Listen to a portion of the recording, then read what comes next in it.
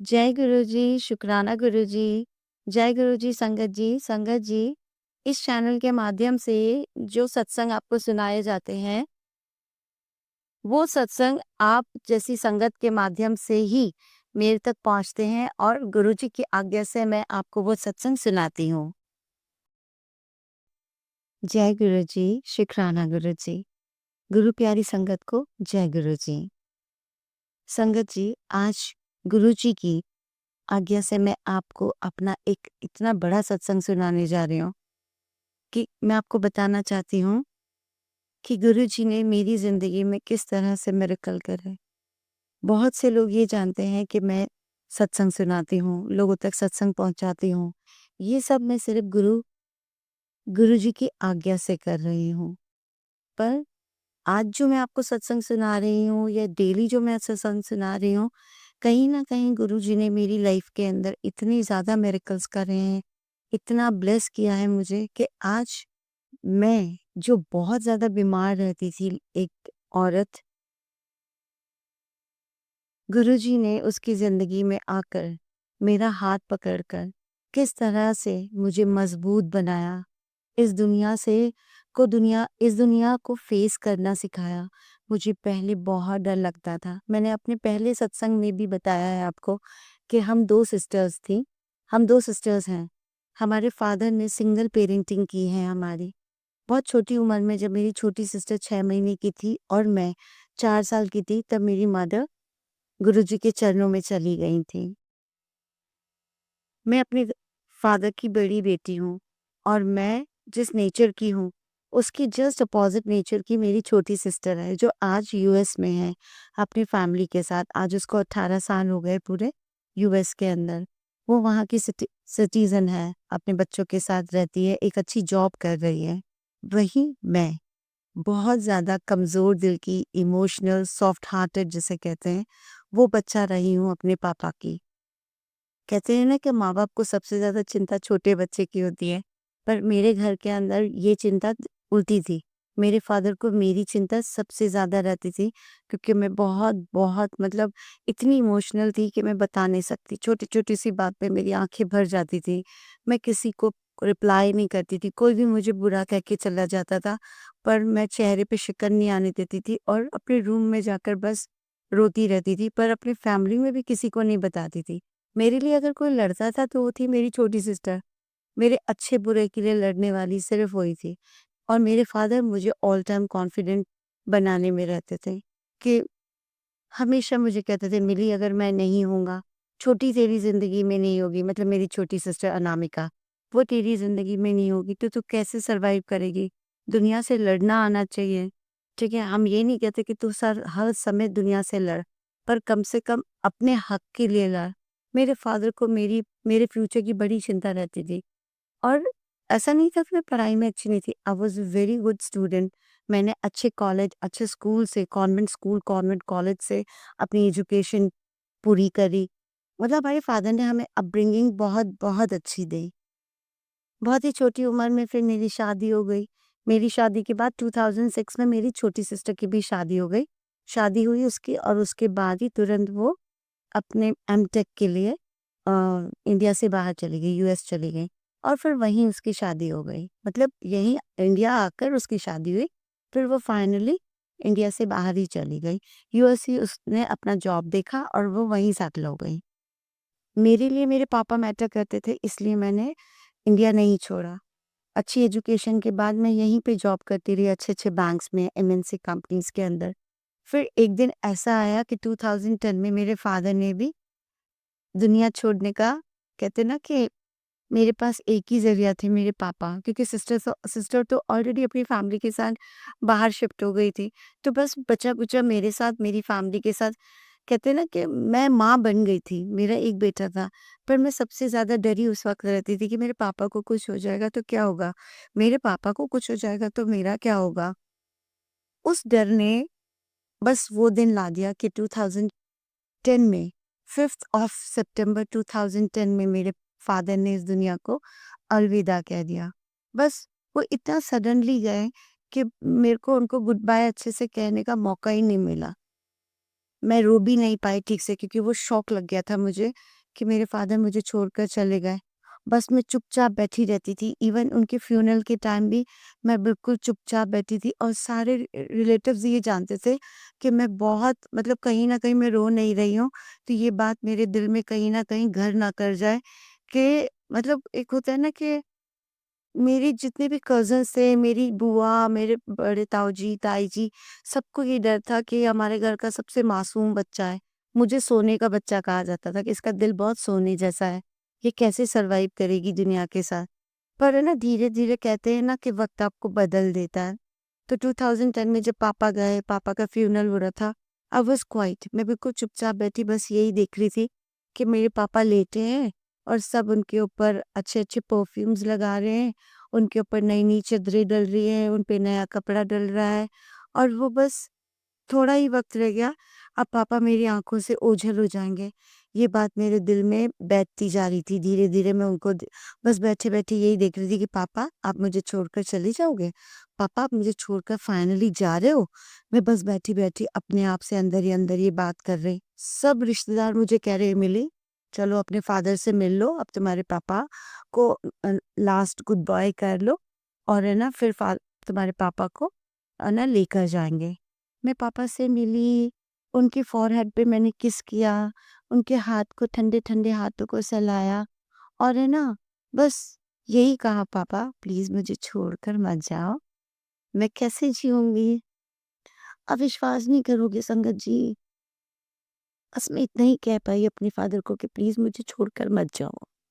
मुझे छोड़कर मत जाओ क्योंकि मैं शादी कर चुकी थी, मेरा बच्चा था, सब था, पर मैं मन से कहीं न कहीं बहुत कच्ची थी, बहुत कच्ची जिसे कहते हैं ना बहुत ही ज़्यादा कच्ची थी।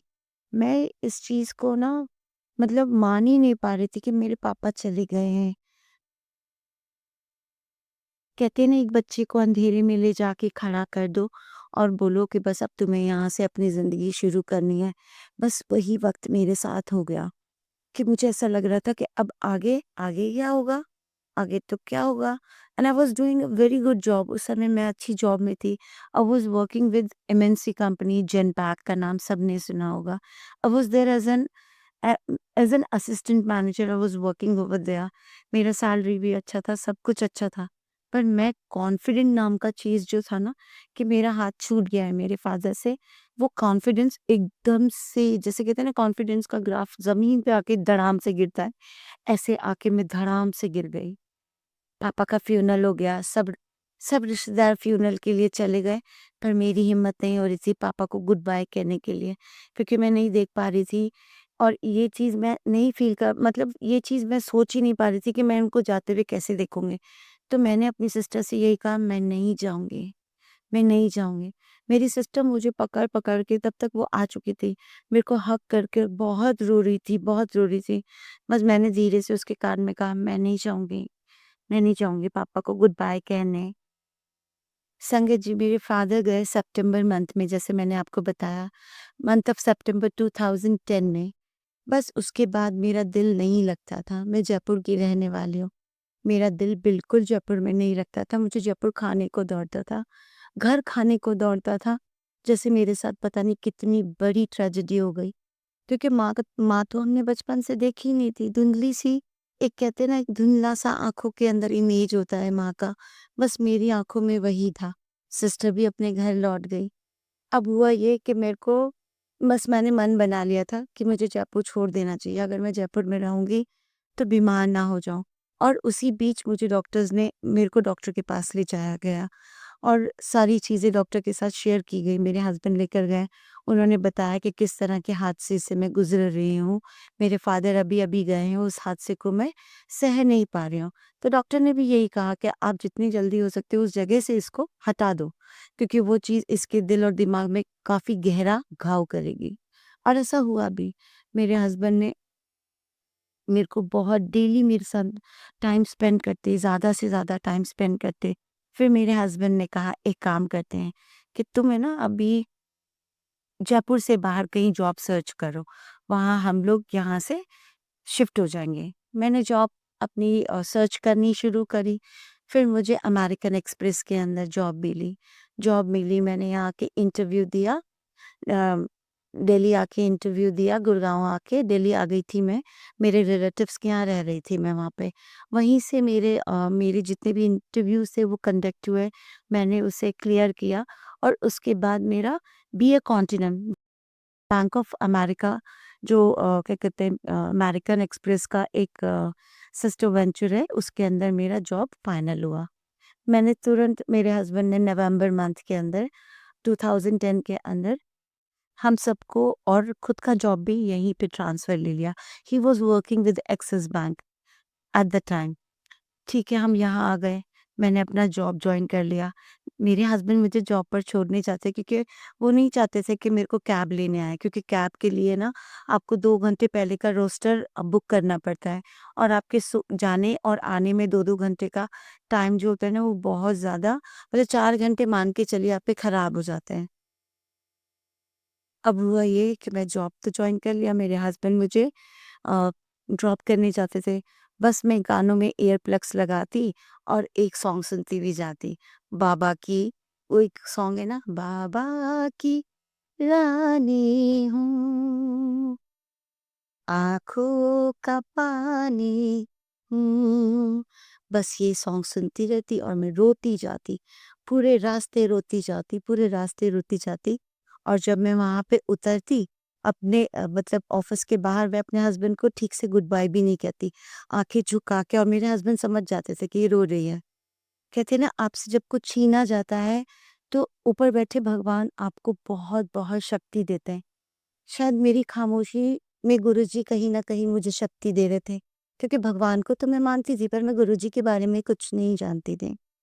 अब जैसे-जैसे वक़्त गुज़रने लगा, हमारी ज़िंदगी में ऐसा वक़्त आने लगा कि मेरे फ़ादर बहुत कुछ छोड़ कर गए हमारे लिए, बहुत कुछ छोड़ कर गए। तो उसी बीच ना कुछ रिश्तेदारों ने मेरे से वो सब चीज़ें छीनने के लिए मेरे ऊपर कहते हैं ना कि मुझे गलत दवाइयाँ देनी शुरू कर दी। गलत दवाइयाँ ऐसी थी कि डिप्रेशन के नाम पर वो दवाइयाँ मुझे दी जाती थी और उन दवाइयों का धीरे-धीरे, धीरे-धीरे असर ऐसा हुआ कि वो दवाइयाँ जब मैंने 2011 से खानी शुरू करी, तो आज मैं देख लीजिए 2025 चल रहा है। आज पूरा 15 साल हो गए मुझे उस दवाई को खाते हुए। बस वो दवाई है ना, डिप्रेशन के नाम पर मुझे खिलाई गई और आज मुझे उन दवाइयों की इतनी आदत हो गई है, इतनी आदत हो गई है कि अगर एक दिन भी मैं वो दवाई ना खाऊँ ना, वो मेडिसिन का एक टाइम का भी डोज़ ना लूँ ना, तो बस ऐसा होता है कि कोई बहुत ज़्यादा सर में मेरे ना मतलब बहुत ज़्यादा मेरे को मेरे बाल खींच रहा है, मेरे को बहुत सारा सर में दर्द होता है, मुझे बहुत ज़्यादा गुस्सा आता है, जिसमें मेरा ये नेचर नहीं था। मैं तो बहुत शांत नेचर की थी, पर ज़मीन जायदाद के चक्कर में हम 2 ही बेटियाँ थीं, तो रिश्तेदारों ने सोचा कि किस तरह से किस पे कैसा प्रहार किया जाए, तो वो बच्चा मैं थी, जिसके ऊपर ये प्रहार किया गया। और मुझे ये पता ही नहीं चला क्योंकि मुझे एक विश्वास था कि ये मेरे अपने हैं, ये मेरा इलाज करवा रहे अच्छा मेरे हस्बैंड को भी नहीं पता था, मेरे हस्बैंड को ये पता था कि डिप्रेशन फादर के जाने के बाद ये थोड़ा-सा शांत रहती है, तो उन्होंने भी ये कह दिया कि ठीक है मैं ऑफ़िस चला जाता हूँ, आप इसको हॉस्पिटल ले जाया करो, डॉक्टर के ले जाया करो क्योंकि मेरे सेशंस होने शुरू हो गए थे। डॉक्टर मेरे को सेशंस देते थे। उसमें मेरी दवाइयाँ नहीं चलती थी, जस्ट सेशंस होते थे। एक क्या कहते हैं डार्क रूम के अंदर मेरे को बिठाया जाता था और वहाँ पर मुझे बस पुरानी बातें याद करवाई जाती थी। मेरे फ़ादर की जो मुझे मेरा अच्छा सबसे अच्छा टाइम था ना वो डॉक्टर मुझे कहता था आप वो याद करो। अपने फ़ादर के साथ आप कहाँ घूमने जाते थे, आप क्या करते थे? मैं ये बस सारी चीज़ें अपने बे फ्लैशबैक में जाकर याद करती थी और वहीं पे मैं बस उस डार्क रूम में ही रोती थी जितना रो सकती थी। और बाहर निकलती थी जब उस डार्क रूम से तो मैं अपने आप को बहुत-बहुत नॉर्मल फ़ील करती थी। उसी बीच में उन लोगों ने मुझे दवाइयाँ देनी ऐसी शुरू करी कि आज उस दवाई का असर इतना हो चुका है कि दिल्ली की मानी हुई डॉक्टर है, शायद आपने नाम सुना होगा उनका डॉक्टर वाणी जैन। डॉक्टर वाणी जैन मेरे हस्बैंड जब डॉक्टर वाणी जैन के पास मुझे लेकर गए, तो डॉक्टर वाणी जैन ने तुरंत मुझे देखते ही कहा कि ये जो क्या कहते हैं दवाइयाँ हैं, मेडिसिन्स हैं, इसमें से ये मेडिसिन इसको क्यों दी जा रही है? तो मेरे हस्बैंड ने कहा कि मेरी जगह इनको कोई ले मतलब हमारे रिलेटिव्स ही लेके गए थे हॉस्पिटल और वही उसको ये दवाइयाँ दे रहे थे कि ये डिप्रेशन में है। बोले कि डिप्रेशन में नहीं है, इसको और डिप्रेशन में डाला जा रहा है। इसको और डिप्रेशन में डाला जा रहा है कि ये और गुम रहने लगे और शांत रहने लगे और ये धीरे-धीरे सारी चीज़ें भूल जाए। संगत जी, मेरे हस्बैंड के तो जैसे कहते हैं ना कि ज़मीन निकल गई पैरों के तले कि वो जिन पे विश्वास करते थे और मैं जिनकी गोद में पली हुई थी, वो लोग मेरे साथ ऐसा कर रहे थे। मेरे हस्बैंड ने सबसे कॉन्टैक्ट मेरा तुड़वा दिया। उन्होंने अपने घरवालों से भी कॉन्टैक्ट तोड़ दिया, जस्ट मुझे ठीक करने के लिए। आज संगत जी आज आप विश्वास नहीं करेंगे कि मेरी वो हालत है कि गुरुजी ने मेरे मतलब ये कह लीजिए कि मेरे को कैसे सँभाला है, वो तो गुरुजी ही जानते हैं। अब मैं आपको अभी तक संगत जी मैंने आपको वो पार्ट 1 सुनाया है ना कि मुझे तो किस तरह की दवाइयों की आदत डाल दी गई थी। जो दवाइयाँ आज ना उसके डोज़ेज़ बढ़ते जा रहे हैं क्योंकि डॉक्टर वाणी जैन ने भी कह दिया है कि आपको ये दवाई अब ज़िंदगी भर लेनी पड़ेगी।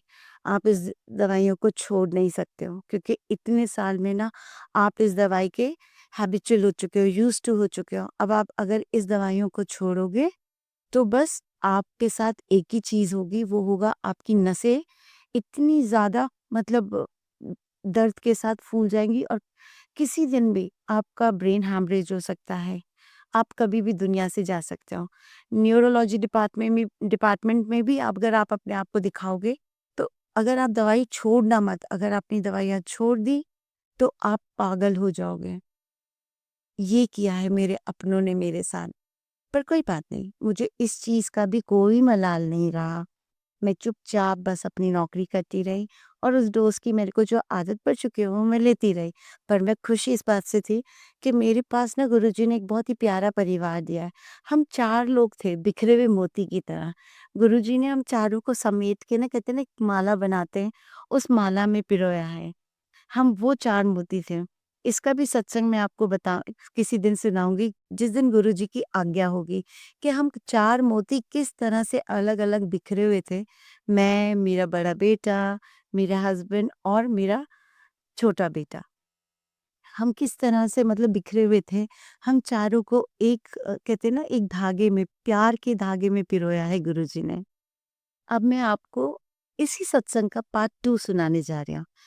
अब हुआ ये मैं आपको जो क्या कहते हैं सत्संग सुना रही हूँ, ये है 24th नहीं, ये है मार्च 14th ऑफ मार्च 2024 का। ये डेट याद रखिएगा 14th ऑफ मार्च 2024